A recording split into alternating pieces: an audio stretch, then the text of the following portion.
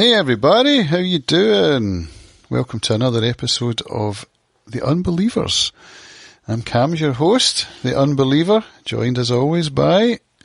Barge the Unbeliever. Barge the Unbeliever. How are you today, Barge? I'm all right. I'm very relaxed, rested in my own little kind of Anderlane-like corner of southwest Scotland. And yeah, looking forward to another session in Fantasyland, which has a reality that seems to jump out of the pages at times, but hey. So there's no horses around you, but you've got donkeys, right? I've got, two donkeys, yeah. Heather and Jackson. Nice. And they're friends. They come round and chat sometimes. It's very nice. I've never had donkey friends before, so. Well, I've got cow friends right now in the field next to me. There's 9 young calves running about. Pats on the head and all, huh? All that, yeah. So today we're looking at chapter 19 of Lord Fell's Bane by Stephen R. Donaldson, entitled Ringthane's Choice. So where are we, Barge? What's going on? So, well, Ringthane, of course, is Thomas Covenant himself, and they've just emerged from various adventures and things like that, and are on their way to sort shit out. Aye. Basically, Thomas Covenant himself, well, this is an interesting chapter, it seems, with regard to his state of mind, and certainly the title suggests that, huh? But it's been building. Yeah. Like, he's torn between these two worlds and this paradox, and, is it a dream, is it not? And what's happening? Like, will I even be able to cope when I go back if I continue this and that? And so he's in for some movement there, I would say. Yeah, some movement and some emotion as well. A lot of emotion. Yeah. This chapter hit me hard. This is one that I remember, as I read this book and then forget it and then read it again. That scene, which we'll get to, that scene at the end, it really sticks in my mind. So Ringthane is the name given to Covenant by the Raman, the custodians of the Ranahan. And they're on the plains of Ra, where the Cords, who are the apprentice Raman, have just made short work of some creche, some wild yellow wolves that came a-prowling. So they killed them, 15 of them, made short work of them. And that's where we left off. So they're getting out of Thomas the way. Covenant, of course, is on a hunger thing as well at the moment. So that's an important point. Yeah, so he's decided that he's not going to eat because he's looking for clarity. So that's it. Would you agree with that? Yeah. In fact, in the very start of the chapter, a sure instinct told him that he could find what he lacked in the extremity of hunger. Yeah. So he's looking for answers, really, I guess, because he's had enough of this dithering between is it a dream, is it not a dream, and being seen as the saviour of the land when he's really just a powerless leper. And he's also beginning to see that all these kind of high lords and all these things aren't quite what they might have seemed at first. Okay, there's this, plenty of good soldiers and things, but the High Lords are old and kind of dithering, and he was offered the job. Like, what the hell? Yeah, offered the job of High Lord. So we're heading towards Manhome, which I guess is the home village, or whatever you would call it, of the Raman. So we start travelling. We get a song as the Cords sing this song about the Ranahan. And the Ranahan prance around the company, so they're nice and chilled, the horses. Yeah, we serve the tail of the sky, mane of the world. Mm.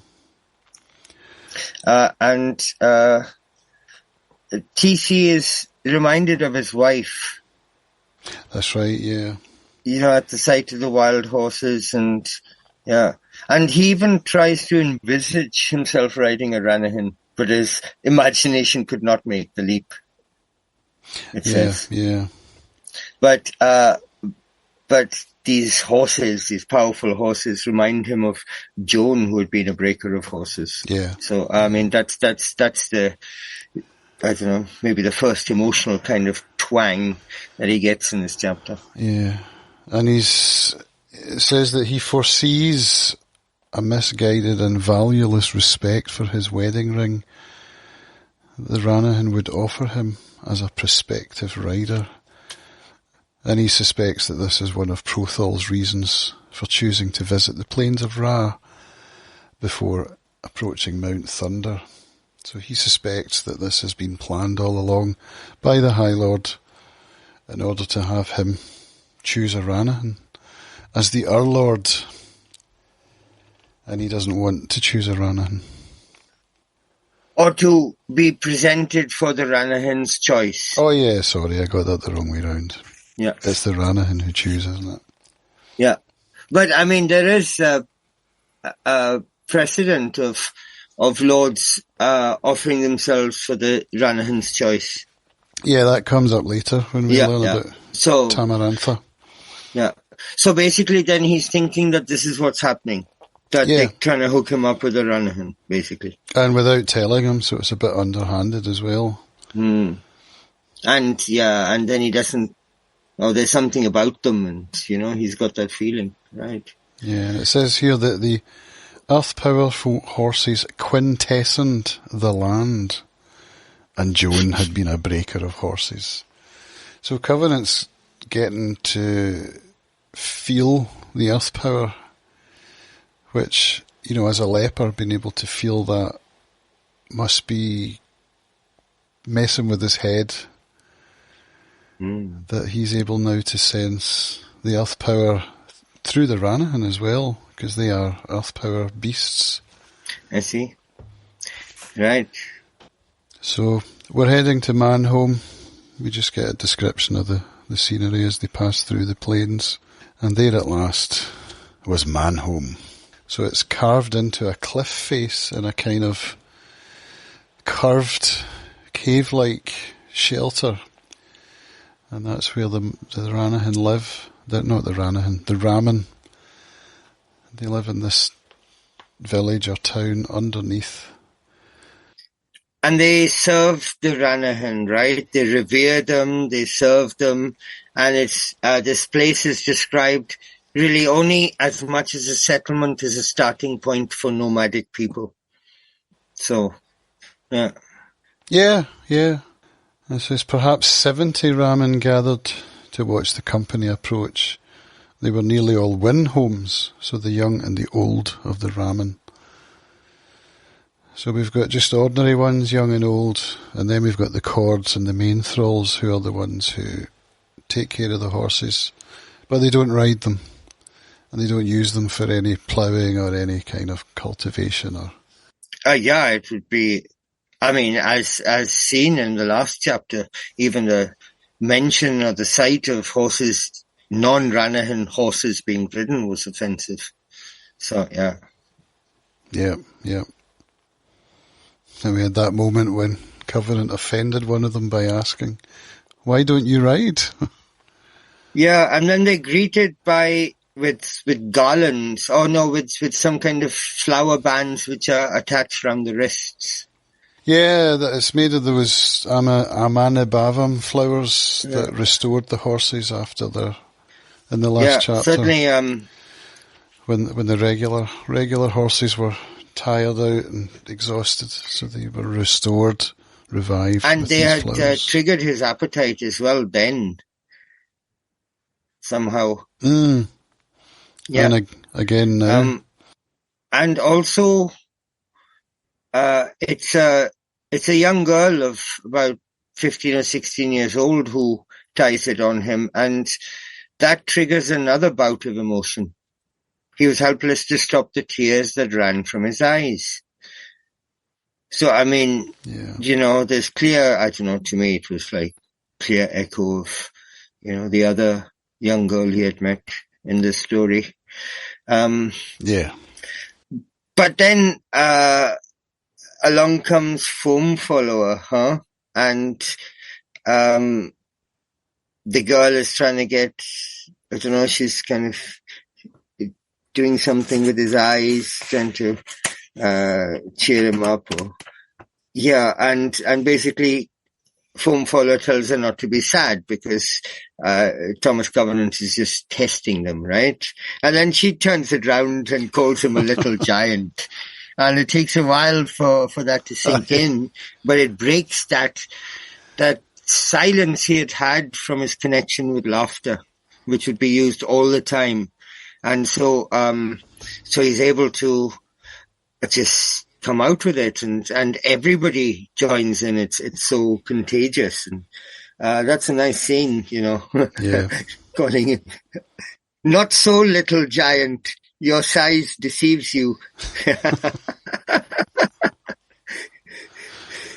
Yeah. That would be the first time he's laughed since what happened at Soaring Woodhelven. So yeah, her jibe appeared to take a moment to penetrate Foam Follower, then his beard twitched, and then he began to laugh.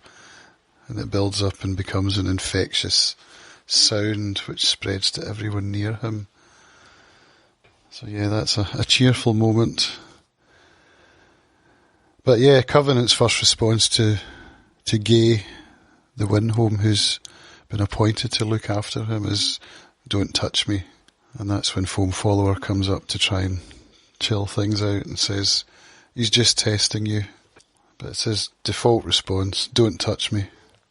So yeah, they're being treated well as guests, but Covenant's not partaking of the bounty that's been laid before them all. And Windhome Gay is getting a bit concerned that he's not eating anything. Yeah. She sings to him as well. And then there's another echo going back. She hummed a light melody which reminded him of another song he had once heard. So again, Lena sang to him too. So that's the build-up. Yeah. She did. But yeah, he's very hungry and he's taken to this feast. Yeah, but his discipline holds true. He doesn't eat. He does not eat. He just sits there being grumpy. And there's dancing and there's singing, and he's just not enjoying it at all. It says he sat like a stunted tree. He did not respond to anything Gay offered him. He could feel the radiation of wrong from the metal. Yeah, once the moon comes up, the blood moon, which makes his ring glow red. And it says as he's sitting there not partaking of the party, it says he's doing a kind of VSE in his mind. So he's got that kind of stoic ritual going on, even if he's not physically doing it, it's going on in his mind. And his heart ached in the conviction that he was about to find some utterly unexpected spot of leprosy. Yeah. And meanwhile, the Ramen are told of what's been happening in the land and also about TC, so they're kind of updated on it all. But yeah, he's just sitting there engrossed in his thoughts and in his misery. I mean, behind him was the impossibility of believing the land true, and before him was the impossibility of believing it false. So yeah, so old Donaldson is setting it up again, Paradox. Yeah. And then we get a kind of trigger point where he's reminded of the celebration in Andalane, and that the Lords seem to believe that Covenant had no part in it. that he was not culpable for what happened to the wraiths. And he's starting to doubt that. Because at first he thought he was powerless to help, and he said, how can I help? There's nothing I can do. But since then, he's demonstrated some power when he killed the cave wights. Yeah, and I mean, he's also sharply reminded of Lena and having raped her. And he's horrified at what he had done to her. And then he links the thought of what he had done to Lena as being in the service of Lord Fowl. So he says he had been serving Lord Fowl since his first day in the land. So does that remove any culpability? Culpability? For what he did to Lena? Is he just a pawn? I mean, I'm a firm believer in free will. So, insofar as he took his gratification at the expense of that level of free will, I mean, that gets him into the realm of forgiveness. But I mean, the culpability was there, set in, and, I don't know. I mean, culpability is also maybe, kind of whatever it was. But, yeah, I mean, some people define evil not as something out there, but as the restriction of the exercise of free will, the deliberate, calculated restriction of the exercise of free will at its core. And in that act, there was no doubt, and it was such a massive one. Yeah, so. Yeah. So, yeah, I mean, it comes, as far as I'm concerned, I think it comes into the realm of healing from it. Yeah, that's maybe a better word. Because, I mean, everyone needs to, both parties would need to, clearly. But, yeah. Yeah. So it's really the first time it's come up again since Atiaran left. And it's always been there, kind of under the surface. It was almost alluded to when he thought that Foam Follower knew. And it turned out Foam Follower didn't know nor care to know. He was just offering him. But friendship. Here, Covenant almost wants to, shout it out, or there's that temptation to, I don't know, maybe unburden himself. Yeah, so in the text here, it says, shaking his half fist at Prothal, he cried, she was wrong, I couldn't help it. So he's referring there to Atiaran, do you think? And the wraiths? Yeah, because... Yeah, I think so, because that's how they get the message that he had helped, I think, by someone who was there, and so they're referring to what Atiaran must have told them. But then the quotation marks close, and then it says, thinking, Lena, what have I done? And then the quotes open again, and he shouts, I'm a leper. So we've got inner monologue there that's not spoken out loud. But it's on his mind, but he's not saying it, so he still hasn't told anybody what happened. So they don't know at this point, they only know what he said, and that they probably feel he's still talking about the wraiths when he jumps up. Yeah, right. So on the surface, it looks like it's that, right? But there seems to be a big undercurrent of what he did to Lena, because also with the interaction with Moram, where Moram says, do you ask to be punished? What have you done? So, I mean, there's also that double kind of thing, Perhaps Moram senses that he's talking about something more than just the wraiths. I don't know. But it's at that point that TC finds what he had been looking for through hunger. Yeah, because Moram asks incredulously, do you ask to be punished? What have you done? Ask, Covenant struggled to recollect something. Then he found it. He knew what he had to do. Yeah. He says, no, I don't ask to be punished. All the that's what he knows he has to do. And everyone thinks, like, WTF, man. Like, that's excellent, because when I was reading it, and it got to that bit where he said, call the Ranahan, and everyone's like, no, you can't do that. I was like, how did he know? What drove him to do that? But you've just made me see that it's the clarity that's come from his hunger, and what he did to Lena, although he's keeping it to himself, it's spilling out into action. I think that's what's caused him to have this moment of call the Ranahan. Mm. Yeah, indeed. I mean, because, later on we'll see that it does, the whole Lena thing does actually translate into some kind of positive intent towards her. So, so this is that point then where he's no longer in confusion. Yeah. Yeah, he knows what to do. I mean, he's absolutely just crystal clear. I mean, this outrageous thing he calls for. That these revered creatures be summoned at night as well. He shakes them all up. He really shocks them. Yeah. But he knows what he has to do, and it's powerful enough to make everyone sit up.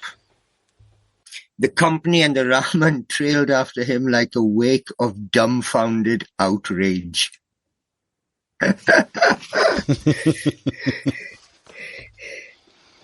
So, the Ranahan are summoned. Mainthrall Lithe summons them with a shrill cry. Some strange language, and then she whistles, and then she walks off, says, right, I've called them. And she snapped that at him. So she's clearly quite angry at having been coerced into doing this. Yeah, I mean, yeah. I wonder what made her actually. Was it Covenant's strength of will that persuaded her to do it? Was it his stature as Ringthane? Well, it says so here. Something in his terrible urgency confounded her. She hesitated, stared at him in confused anger and protest. And unexpected compassion. I had to really read that again.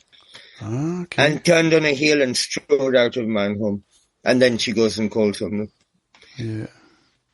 So, unexpected compassion. Yeah, right.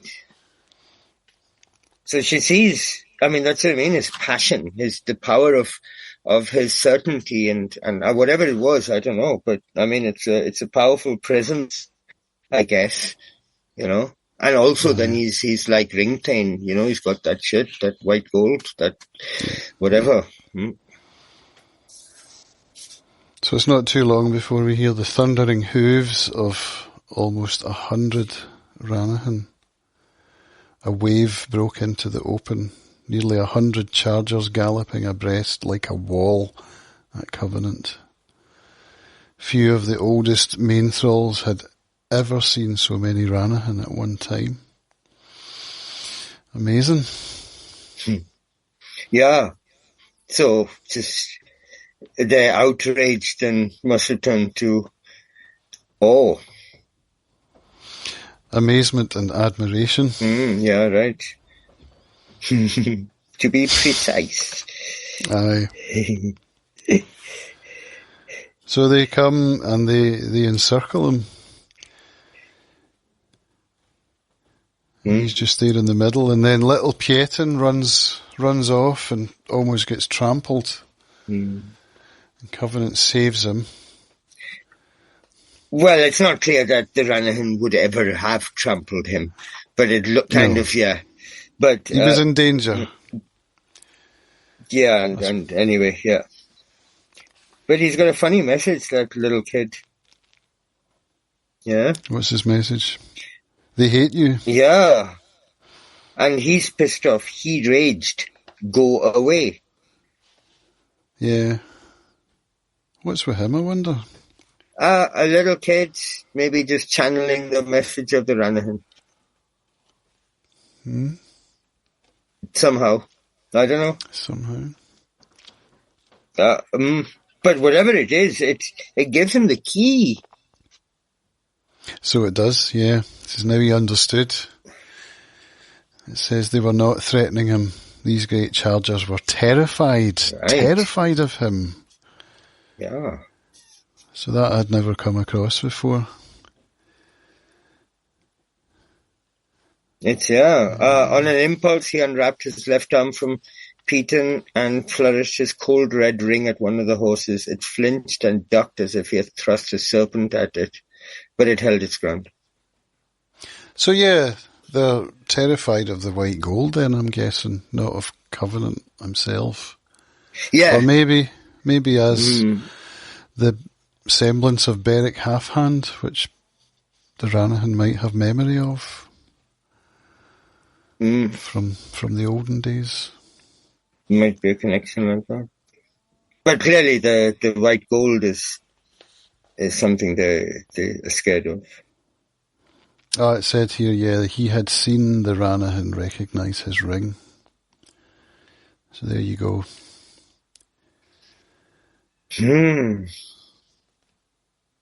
And so he then is in the realization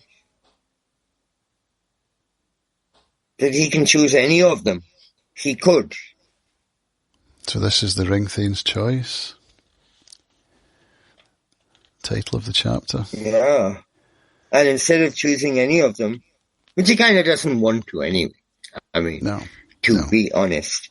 But then, he does, something which, I don't know,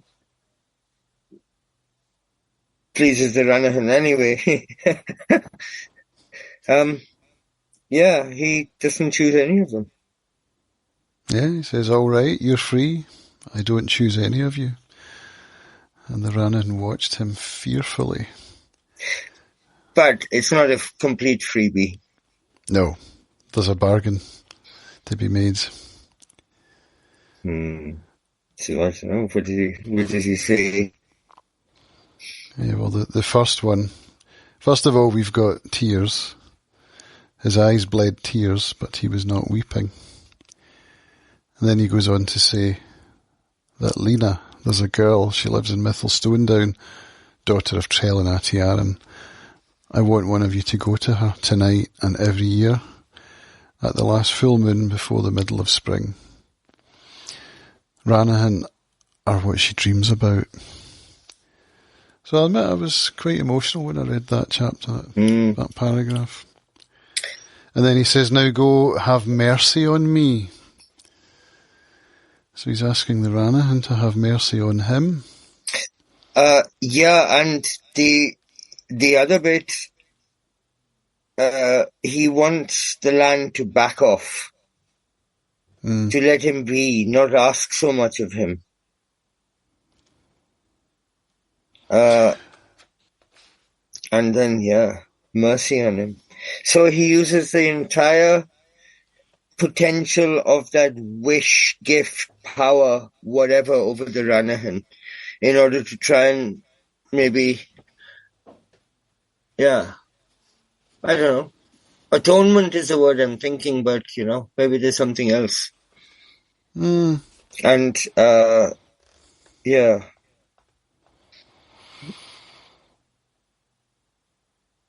Yeah, I think atonement's quite a good word for it.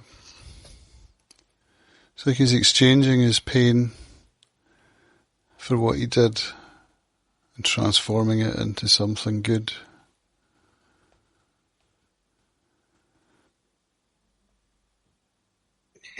Well, something that, would be a very nice experience for Lena. Oh shit, sorry. Second, just battery running low. I haven't switched the mains on. Alright. Just a second. Here we are. Yeah, right.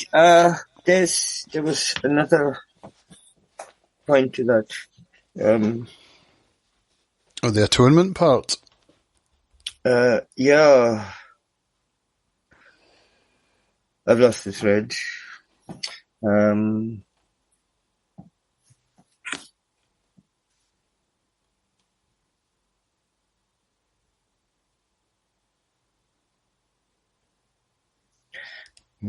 Yeah, I've lost the thread. Sorry. Okay. And the horses rear to him, which has never happened before. In my mind, I remembered them bowing to him, but I guess it's the same, the same thing. So it says, then we get the chat about Tamarantha and how she was offered 5 Ranahan, which came to consider her. It was a higher honour than she had dreamed possible. She could not hear. The Covenant had 100, was it? Yeah, right. Yeah, exactly. And he refused. I remember now the point was that perhaps Covenant's, I don't know, whatever distrust or whatever he felt for the Ranahan before must have changed when he realized that they were actually afraid of him. Because he's getting emotional, he's getting, dare I say it, compassionate somewhat. Yeah. And certainly, yeah, the Ranahan then also seemed to maybe lose some of that fear in this act of rearing around him, pouring the air over his head as if they were delivering promises. Yeah, because they'd come to basically subject themselves to him and he refused them and set them free. So now that burden for them has been removed. They can go back to being who they're supposed to be. Yeah. Yeah. But he gives them one job to do. Yeah. And I mean, for such creatures to have that hanging over them, I mean, that they can all be summoned just like that, and then submit just like that. Well, nobody's seen anything of the sort.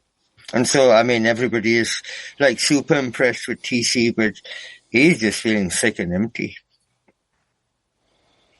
Yeah, but now that he's made this as a sacrifice, not accepting a Ranahan, he's had that clarity, he's acted on it. It's resulted in something happening, and now all of a sudden he's ready to eat. He's ready to eat, yeah. His hunger played its role. Yeah. But he felt perversely sick with the sense that he had mastered nothing, proved nothing, resolved nothing.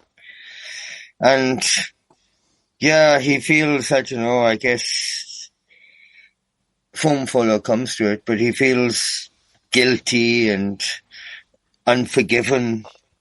Yeah. And then foam follow turns up and he's feeling as bad as that. He grabs he goes to foam follow and grabs his diamond draft mug and finishes it off. And then just as he's kind of fading away into sleep, he tells the giant that he needs friends. And that's quite something for him to admit. I think so, yeah. It's a massive thing for him to admit. You know, when especially he's come out with statements like, I can't afford to have friends. You know, to Muram, he kind of slapped him off. It's that underlying need for human connection that he's using his discipline to mask, because he needs that discipline to survive. But when he lets his guard down, and I think that's what's happening here, he's had the diamond draft. It's like when I have morphine in the hospital when I was going through my surgeries, and all of a sudden you want to say nice things to the nurses. It's like your guard's down, your walls are down. It's like everyone is beautiful, man. Yeah, sounds like what a friend of mine who he kind of, occasionally does MDMA for medicinal purposes. He says sounds exactly like what he describes, But yeah, but anyway, foam follower. then is kind of sharp on this, actually. He says, so why do you think you don't have any? And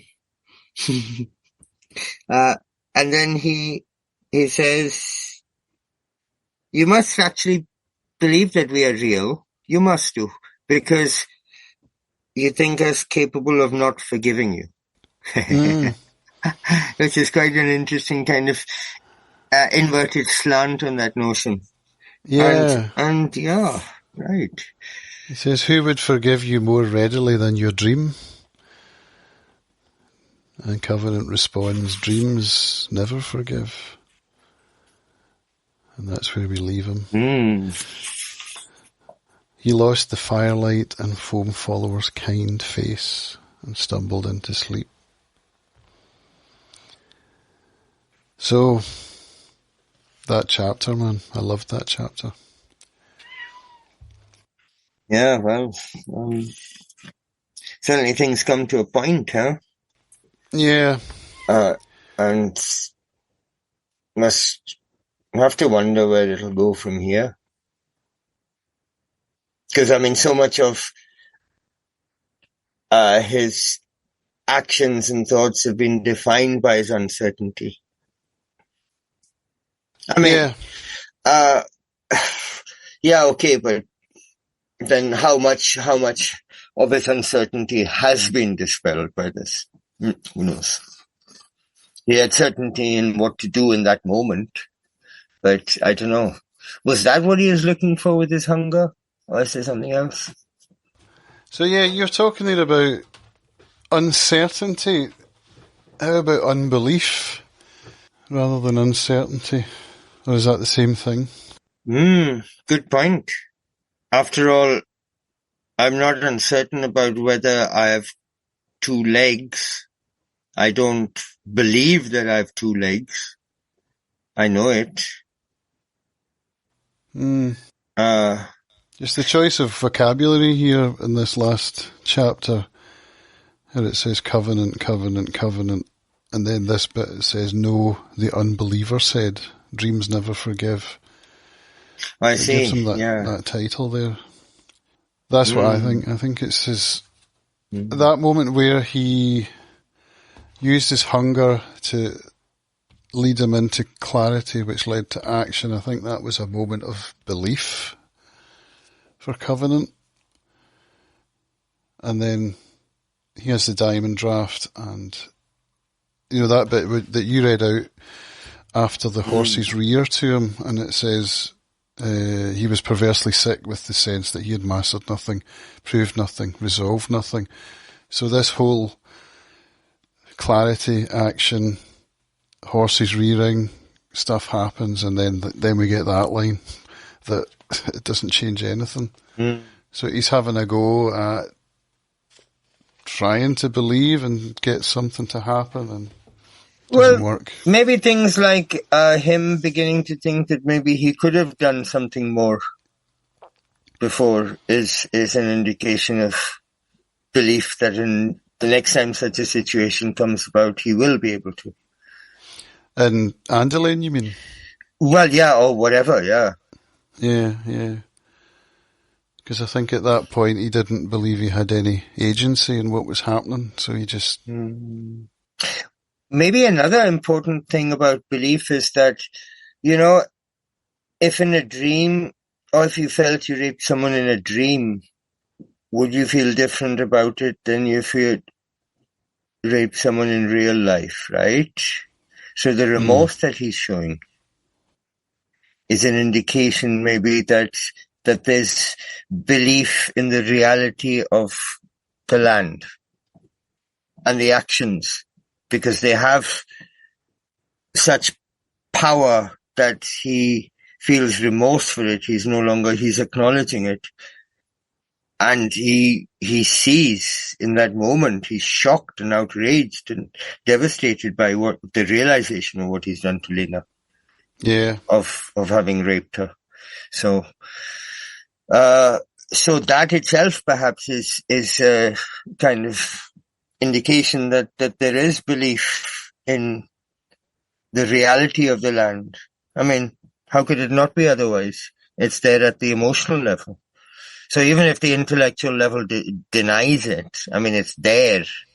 Yeah, it seems that this hunger-induced clarity has led to this moment. Yeah, right. And that was his intention. That's what he was looking for. That's why he Totally. went on the hunger strike. But, I mean, when he uses his willpower, he gets results. He did it with the whole VSE mastering thing. He did, yeah. And he was so passionate when he stood up to call the Ranahan that the Raman felt unexpected compassion. They could sense that. Yeah. And so for an inhabitant of the land to feel compassion or empathy towards somebody who thinks that he's just dreamed them up, I don't know, it seems more real than dreamlike. Any closing thoughts on the chapter? Well, quite a somber one. So, yeah, let's see how it goes from here.